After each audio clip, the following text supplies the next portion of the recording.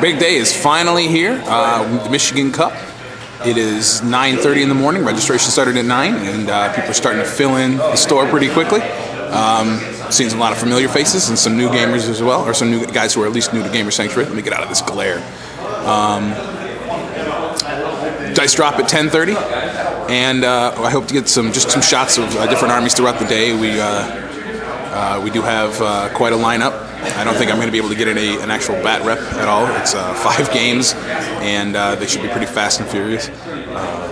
I don't even think I'm going to show you what army I'm bringing today. We'll leave it a secret for now. All right, here we are at the getting close to the end of round 1. Most of the games are finished. It's winding down. I personally got my butt kicked on scenario. I did manage to take out 43 points of my opponent's Cato army, but he just clogged up the objective with a whole bunch of Man of Wars. But we've got some really good games going up here. A lot of local Michigan bloggers and Warmachine celebrities are in the house. We got Paint Vagrant. There he is. JBM's here too. Chuck is around somewhere. There he is.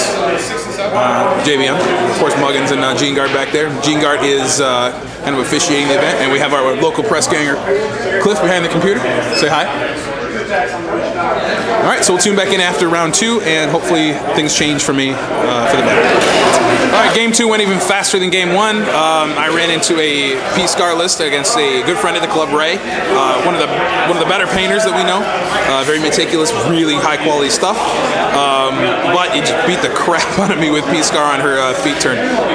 Didn't have to do a whole lot of damage to my army. Actually only scored, I think, 22 points, but knocked me completely off the objectives, wrecked both the objectives in the control zones, and scored 4 points in a single turn.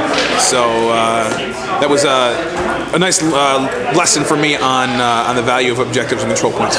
I'm going to walk around and take some shots of some of the games and hopefully show off some of the cooler armies. And we'll come back.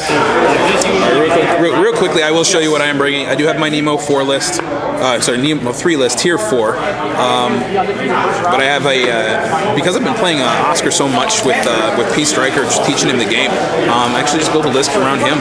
So I do have some Boom Howlers that I finished painting up last night. I have a Lancer in with him, a couple solos, the Stormblades again, and so that's it for what I'm bringing. So far, I've used my Nemo list twice, and I'm getting more comfortable with it, but success is still eluding me with it. But we will keep trying. I'm going to get a quick shot of Ray's army too, so I'll show you that. Here is Ray's Crick's army. Very beautifully, meticulously painted, like I said. Lots of nice fine details, great shading. Everything just looks gorgeous. Still got some stuff unpainted, but he's working on it.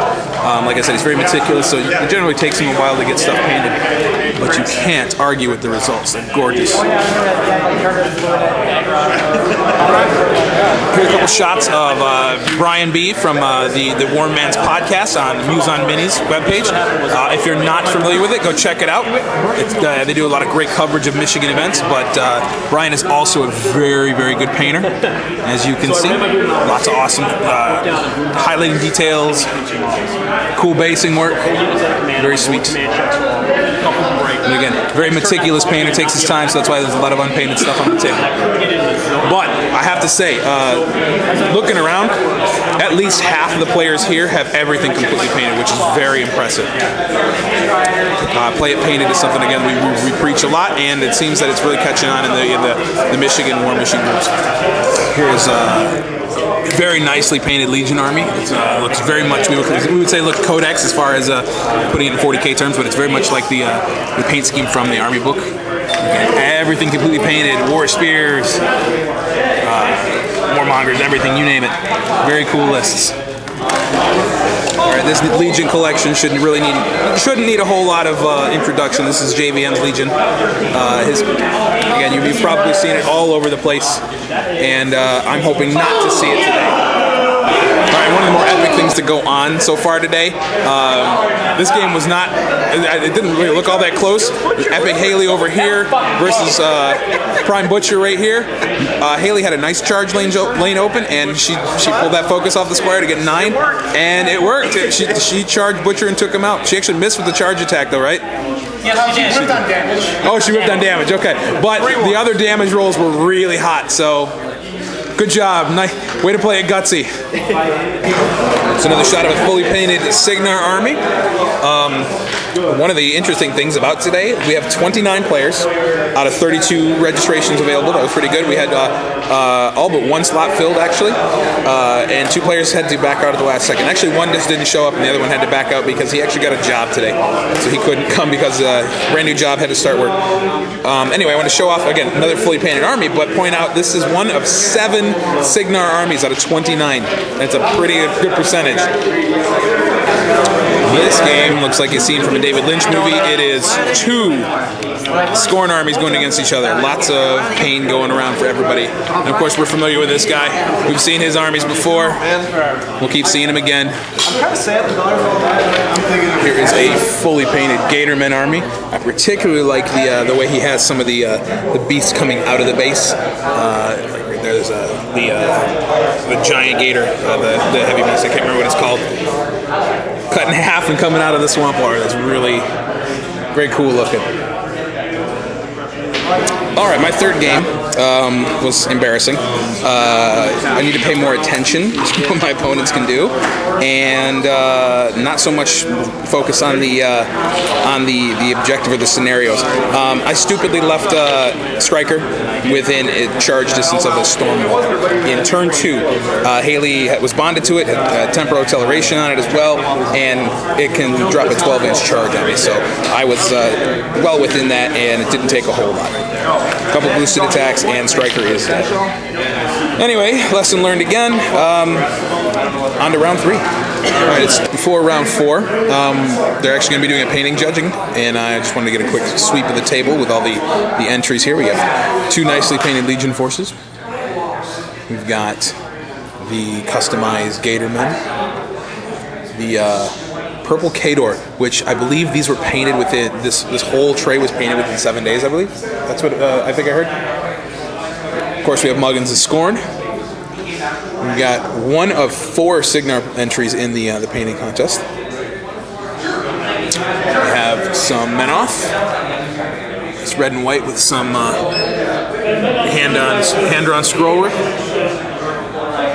Of course, you've seen my Cygnar many times. We've got another friend of the club, Jason, and his Cygnar. And we have yet another Cygnar army. So if we're seeing anything today, like I said, we have 8 out of 29 players playing Cygnar. Half of the Cygnar players have fully painted armies. It's definitely the biggest percentage. Cygnar players like to paint. Cygnar players like to paint. Round 4 is underway, and by virtue of having 0 control points, I believe, I get to buy this round, so I will end up with an automatic win in the most unfortunate circumstance ever. But games are getting pretty intense. Everyone's starting to wear out a little bit mentally and physically. Games are dragging on a little longer. People are making some mental mistakes. But that's all part of a day tournament like this. In Fresh Coast update news, Muggins is 0-3. I am 0-3, of course. Damien, back over there, is 1-2 by virtue of having a bye. And Jason is 2-1, actually. So he's doing pretty. He's kind of holding his own for the day. Is matched up against another Cygnar player, though, so it's going to be an interesting game on that side. Haley versus Sloan. But top tables are a lot of familiar faces over there as far as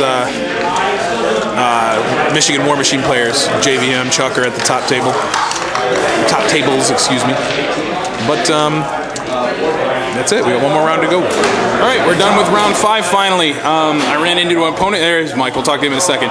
Ran into an opponent in round 5 running a Crix list, and he was incredibly helpful. Walked me through an awful lot and actually helped me get an assassination. After a pretty long, brutal game, lots of stuff was killed. But with the bye, I ended up going 2-3 for the day, so I'm not too disappointed about that. So we're going to talk to some of the other guys and see how they did, and then hopefully try to get in a conversation with the guys who played on the top table. Here we go.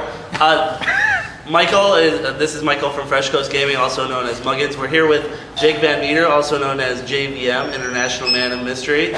He's here to talk about the Michigan Cup and his win. So, Jake, what was your best takeaway from today? Obviously, you're practicing for the European World Team Championship, but what do you think was your best takeaway for today? The best takeaway isn't really from a playing perspective, but it's just so nice seeing 32 players come out to an event. We haven't had such a big turnout in Michigan in a while. We've seen a lot of new players and a lot of good players come out. Actually, it's revitalizing the gaming scene. It's actually really good. Cool. And so you're traveling to Belgium in when? The first weekend of October. And you're all set for that. And who else? I'm never going to be. Who else is on your team? My team is Will Pagani. Circle, right? Circle. Jason Flanzer with Trolls. Danny Modesto with Rat. And Brian Witt with Menoff. Awesome. And what do you think your biggest challenge is going to be when you're over there? What are you looking forward to the most? The format's definitely something that's new to us. We've never played in that format, so we're gonna have to adjust to that. We've been Skyping a couple nights now a week, trying to get the hang of what we're going to do, how we're going to approach it. But in the end of the day, it's just going to come down to which team captain wins the role first to determine who's going to place the list first. Are you going to be the first guy? Cool. And so what was some of your favorite games today that you played and your opponents? My fourth round I played with Chuck and gave him a little bit of some payback from... So tell us about that game, because that was pretty epic, right? So the big point of the game is I moved my Angel too far out of my control range to repulse him into a Forsaken to blow a Venathrax up. So he got the upper edge, came back, destroyed all my bees. And at the end, Saren had to charge him. I had a hard roll 14 on 3 dice to kill him, and I got it. And how many models were left on the table in that game? 2. Our casters. Pretty epic. So after deployment, before the game starts, do you look at, how do you analyze assassination versus control point win? It really depends on who you're playing against specifically, but with Saren, in that matchup, normally I like going second because I like winning on the bottom of 3, but in some lists where they have a lot of jam, like Chuck did, there's no possible way that I'd be able to get in there, feed, make it through the turn, and then not have my model still alive. So I just try to play a very attrition style game, stop scenario win for my opponent, and just kill as much as I can without giving up much, and then when I get the chance I just push in and kill as much as I can. And I had a kind of a question, like, what are some of, you have that Saren list, and how long have you been playing that kind of Saren list? Since MK2 started. I had the pleasure of playing that today. It was tough, but do you feel like, do you feel like you get net decked, or do you think that you're still just ready to go with that list, or do you feel like sometimes you know? I'm still ready to go with it because people might know how to play against the list, but people might not know how to play against me. There's still a lot of people I haven't played against. A lot of the top-end players I played against, so they know how to approach me. But each game is different. There's different dice rolls, different scenarios, and that's what keeps the game fresh. All right. And you'll be at Warmachine weekend? I will. Awesome. Well, thanks, everyone. Were there any other questions from the crowd? Congrats. Thank you. Yeah, congratulations, definitely. And congratulations to RIW for taking the trophy home, the sweet, sweet Michigan Cup trophy. And keep your eyes on Fresh Coast Gaming YouTube for some more Warmachine and Hordes battle reports. Thanks very much.